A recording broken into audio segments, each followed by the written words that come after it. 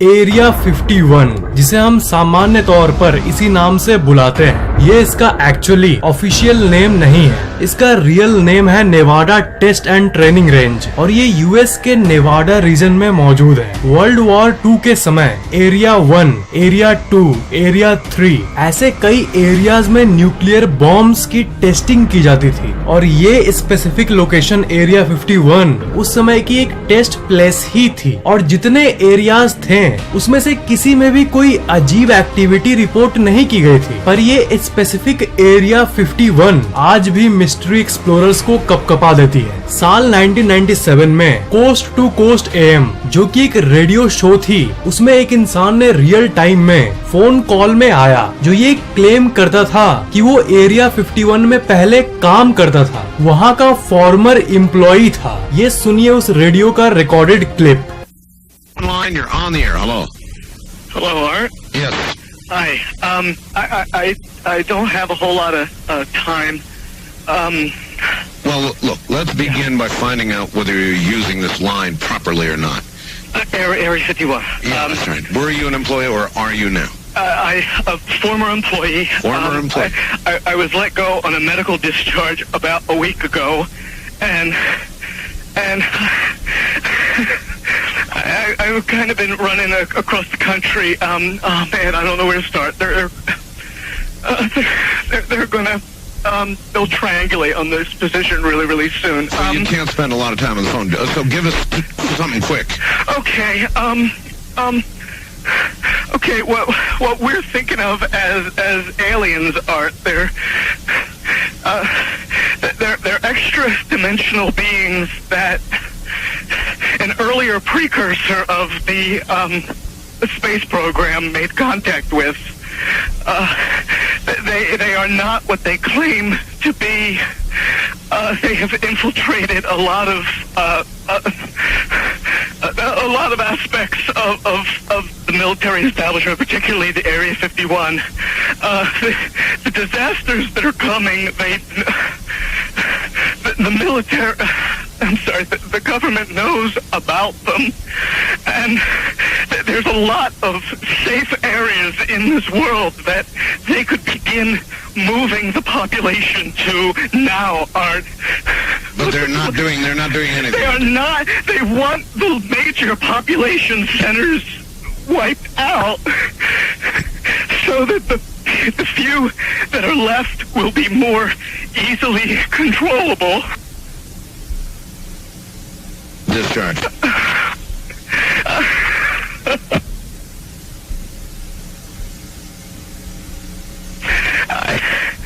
I started getting. Radio show पर live ही बीच में phone call cut हो जाता है और उस अनजान इंसान का क्या हुआ ये किसी को भी नहीं पता। पर इसकी बातों पर ध्यान दिया आपने? इंटर डायमेंशनल बीइंग्स की बात की इसने। अगर आप गूगल मैप में एरिया 51 को देखोगे या फिर अपने ड्रोन कैमरे को इस जगह के ऊपर भेजोगे तो वो लोकेशन कुछ ऐसा दिखेगा। पर डू यू नो कि वहाँ ड्रोन्स अलाउड नहीं है। पर बहुत लोगों का ये मानना है कि ये just tip of the iceberg है, यानी सिर्फ झलक है। स्केप्टिक्स के हिसाब से इस जगह के नीचे एक पूरा का पूरा अंडरग्राउंड नेटवर्क टनल मौजूद है और उस एरिया पर जूम करने पर हमें ऐसे कई एंट्रेंसेस भी देखने मिलते हैं। इसमें कई दरवाजे दिखते हैं जो कि ये साफ साफ बताता है कि ये अंडरग्राउंड से कनेक्टेड है। एक इंसान है जिसका नाम है बॉब लेजार और वो ये क्लेम करता है कि वो एरिया 51 में पहले काम करता था और ये S4 नाम के एक डिपार्टमेंट में काम करता था। उसका ये कहना था कि उस डिपार्टमेंट में एलियंस की जो व्हीकल्स होती थी उनको स्टडी किया जाता था कि ये कैसे उड़ती है। जी हाँ, उसने ये कहा था कि एरिया 51 की टीम यूएफओज और एलियंस को कैप्चर करके उन पर एक्सपेरिमेंट करती थी। एलियंस यूएफओ को बिना फ्यूल के हवा में कैसे उड़ा देते थे, वहाँ की टीम इसकी जांच करती थी। उनके हिसाब से उन्होंने 1989 में ये डिस्कवर किया था कि एलियंस के स्पेसक्राफ्ट कैसे काम करते हैं। वो उनका डिटेल्ड स्टडी किए थे कई महीनों तक। उनके हिसाब से उनके स्पेसक्राफ्ट में एक ऐसा मेटल यूज किया जाता था जिसका एटॉमिक वेट है 115, जो कि अननोन था उस समय 1989 में। और वो ऐसा मेटल था जिससे एंटी ग्रेविटी इफेक्ट को क्रिएट किया जाता था। इसलिए एलियंस के स्पेसक्राफ्ट बिना किसी फ्यूल के उड़ सकते थे। इंटरेस्टिंगली एलिमेंट 115 या अननपेटियम 2003 में एक्चुअल में डिस्कवर हुआ। मतलब वो एक नॉर्मल मेटल के रूप में दुनिया के सामने आया, साइंस के सामने आया। पर बात ये है कि बॉब लेजार ने इसके बारे में 14 साल पहले 1989 में ही बता दिया था। बॉब लेजार के हिसाब से एक्स्ट्रा टेरेस्ट्रियल्स यानी एलियंस धरती पर हजारों सालों से विजिट करते आ रहे हैं और आते रहेंगे। बॉब लेजार के हिसाब से जिस स्पेसक्राफ्ट की जांच वो अपने हाथों से किए थे वो धरती से 40 प्रकाश वर्ष दूर के तारा मंडल से आया था। एरिया 51 के रहस्यों को और रहस्यमयी एक फैक्ट बना देती है कि कोई भी पैसेंजर एयरक्राफ्ट या हेलीकॉप्टर और यहाँ तक कि मिलिट्री एयरक्राफ्ट को भी इस एरिया के आस पास भी नहीं भटकने दिया जाता। ड्रोन्स तो दूर की बात है और किसी भी सैटेलाइट को एरिया 51 का फोटो ऊपर से खींचना मना है। और जितनी भी आप इमेजेस इंटरनेट में या यहाँ तक कि जो फोटोज आप इस वीडियो में देख रहे हो वो सब 10 से भी ज्यादा किलोमीटर दूर पहाड़ों पर से खींची गई है हाईटेक जूम कैमरा की मदद से। बहुत लोगों का मानना है कि ये सिर्फ एक मिलिट्री टेस्टिंग जोन है जहाँ पर मिलिट्री के वेपन्स टेस्ट होते हैं और यहाँ कुछ भी मिस्टीरियस नहीं है। पर यहाँ पर एक बात देख रहे हो, इतनी रेस्ट्रिक्शंस है इस एरिया को लेकर, लेकिन आज तक वहाँ की गवर्नमेंट ये नहीं बताई कि आखिर क्यों वो ये अलाउ नहीं करते। अगर सच में वहाँ कुछ नहीं है तो फिर इतनी रोक क्यों है उस जगह को लेकर। एयरक्राफ्ट अलाउड नहीं है, सैटेलाइट्स लाइव फोटो नहीं खींच सकते, जनरल पब्लिक का उसके आस पास भी भटकना मना है। और एक फैक्ट ये है कि एरिया 51 को ऑफिशियली एक असल जगह भी नहीं डिक्लेयर किया गया था अंटिल 2013 जब CIA ने पब्लिकली इस जगह के अस्तित्व पर हाँ कहा। रॉबर्ट लेजार नाम का व्यक्ति भी एरिया 51 के एनर्जी डिपार्टमेंट में काम करने का दावा करता है। एनर्जी डिपार्टमेंट में वो फ्लाइंग सॉसर्स यानी UFO के एनर्जी को हार्नेस करते थे एक लार्ज हार्नेसर मशीन के जरिए। उनके हिसाब से 2004 में डैन बुरिश नाम का व्यक्ति भी पब्लिक के सामने आया और वो भी कई भयंकर बातों को बताया। वो ये दावा किया कि वो एलियन वायरसेस को एलियन के बॉडी से निकालता था और उसके हिसाब से उसने एक एलियन से कंप्यूटर लैंग्वेज के जरिए कम्युनिकेट भी किया था जिस एलियन का नाम था जे रॉड। और एक स्टोरी के हिसाब से वैली सजा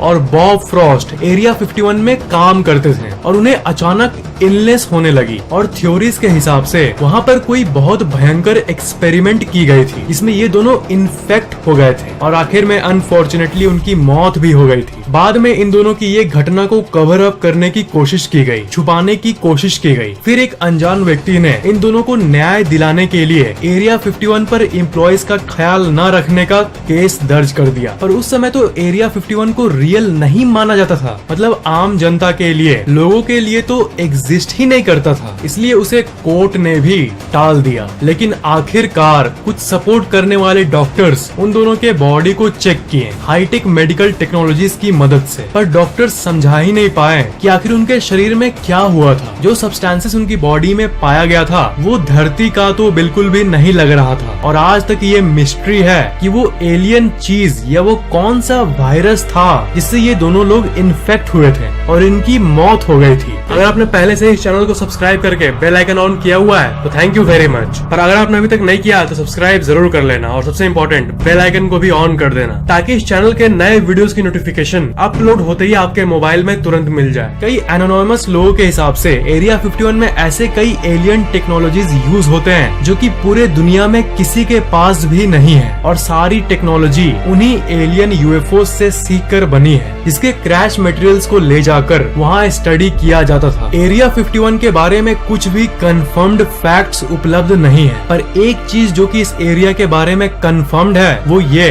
कि इस जगह पर वेपन टेस्टिंग और एयरप्लेन की टेस्टिंग होती थी क्योंकि ये जगह सामान्य जनता से बहुत दूर थी और एक सुनसान जगह पर एग्जिस्ट करती है। इसलिए यहाँ पर अगर कुछ गलत भी हुआ और प्लेन टेस्टिंग फेल भी हुई तो सामान्य जनता को कोई भनक नहीं लगेगी और न ही किसी को कोई चोट पहुँचेगा। और ये पूरा जगह बड़े बड़े माउंटेन से घेरा घेरा हुआ है, मतलब एक perfect location for all the secret experiments.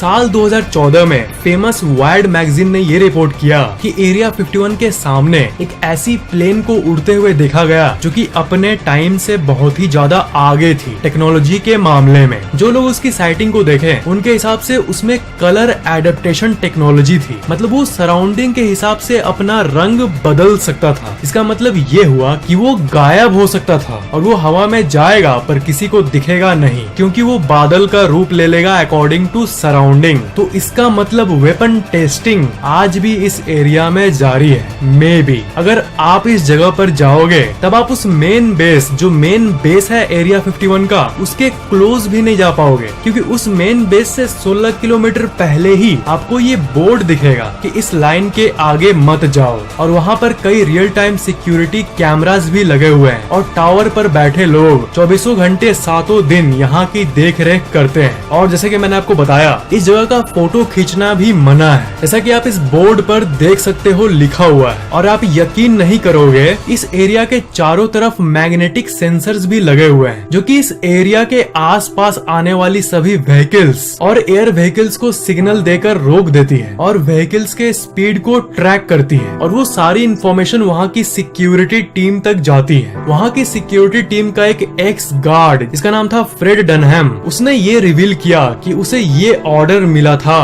कि अगर कोई उस बाउंड्री के आस पास भी दिखे, चाहे वो कोई भी हो, तो उसे गोली मार देना। आपको तो पता ही होगा कि BBC डॉक्यूमेंट्री बनाने के मामले में सबसे टॉप कंपनी है, तो ये भी एरिया 51 में घुस कर वहाँ डॉक्यूमेंट्री बनाना चाहती थी और पूरी की पूरी BBC टीम वहाँ गई भी थी। और जैसा कि आप अंदाजा लगा सकते हो, उन्हें रोक दिया गया और वहाँ से वापस भेज दिया गया। नहीं, एक्चुअल में इससे ज्यादा कुछ हुआ था। उन सारे मेंबर्स को अरेस्ट कर लिया गया था और घुटने के बल करीब 3 घंटे तक बैठा के रखा गया था, जब तक उनके ID कार्ड्स के प्रॉपर वेरिफिकेशन नहीं हुए। और उन्हें कई डॉलर्स का फाइन भी भरना पड़ा और एक्सप्लेनेशन मांगने पर एक्सप्लेनेशन कोई नहीं देता, सिर्फ यही बताया जाता है कि वो वेपन टेस्टिंग लोकेशन है। पर दुनिया में ऐसे हजारों लोकेशन है, पर किसी पर पब्लिक ने आज तक क्वेश्चन नहीं किया। पर न जाने एरिया 51 में ही क्यों। स्केप्टिक लोगों का तो ये भी मानना है कि आज भी एक्स्ट्रा टेरेस्ट्रियल बॉडीज और UFOs की एक्सपेरिमेंट की जाती है और आज भी वहाँ तो सतह के ऊपर सब कुछ शांत दिखता है, पर अंडरग्राउंड में ह्यूज लेवल का टेक्नोलॉजिकल बेस आज भी मौजूद है। वीडियो को लाइक करना